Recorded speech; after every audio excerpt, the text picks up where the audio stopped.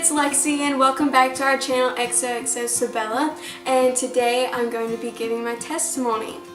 So all my life I've grown up in church, gone to church. I'm a pastor's kid, so I know what it's like to basically live at church, as they say some days.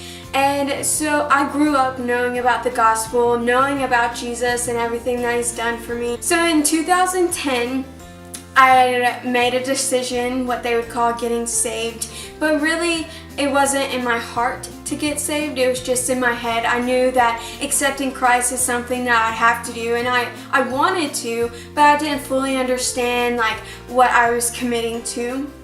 And so I went on the years trying to be a Christian like I was supposed to be, trying to live up to the expectation of what a Christian is supposed to be and act like, and I would study my Bible and I would pray, but it would always just fall apart. God would never answer me or answer my prayers. He would never speak to me in the services, and so I would constantly just doubt my salvation, and that happened for about 2 to 3 years. Until one day my older sister was going to camp with the youth group, and I was in junior high and she was in high school, but our family had decided to go to camp with her.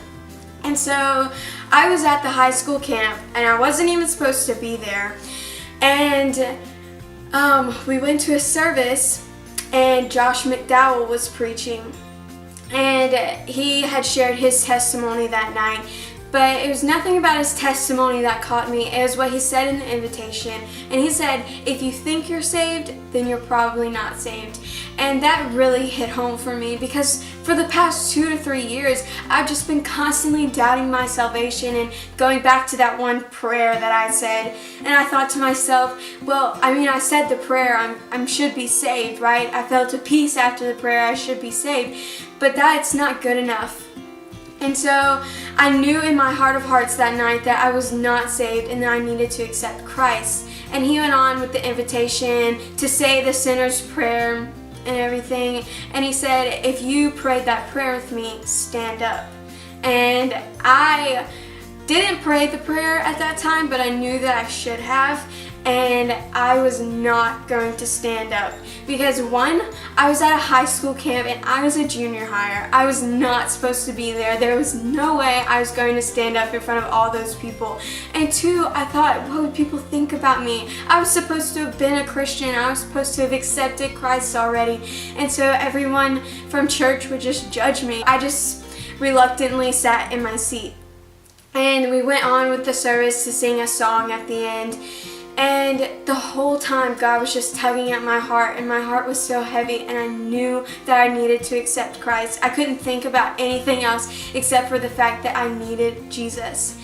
And so after that night, me and my mom and my little sisters were waiting with my dad and my older sister to get out of the Bible study. And we were just in the lobby of that sanctuary all by ourselves. And so I decided that I was going to tell my mom.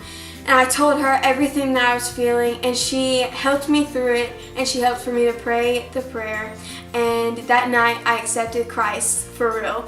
And it has been a total change. Sure, I do struggle all the time with hearing from God and becoming a better Christian, but I have not doubted my salvation since that night. I know 100% that I'm saved, and that is an awesome feeling to have. So that's all of my testimony. See you later. Bye.